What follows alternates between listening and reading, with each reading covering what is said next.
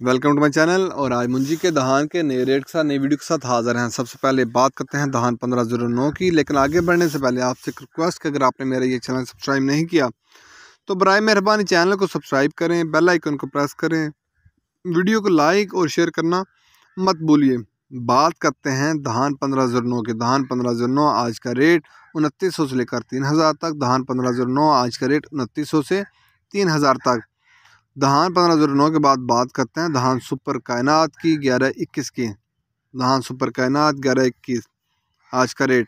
खुश्क माल हार्वेस्टर वाला माल 2900 से लेकर 3000 तक। खुश्क माल हार्वेस्टर वाला माल 2900 से लेकर 3000 तक। इसके बाद बात करते हैं दहान सुपर कायनात 1121 हाथ वाले माल की। दहान सुपर कायनात 1121 हाथ वाला माल आज का रेट 3000 से लेकर 3100 तक। दहान सुपर कायनात 1121 हाथ वाला माल आज का रेट 3000 से लेकर 3100 तक। ये थे आज के रेट्स। मार्केट के अंदर दिन के औकात में भी अप एंड डाउन आता रहता है और मार्केट टू मार्केट भी रेट वेरी करते हैं, बदलते रहते हैं। अगर आपको मेरी ये वीडियो पसंद आई हो तो लाइक और शेयर करना मत भूलिए। शुक्रिया।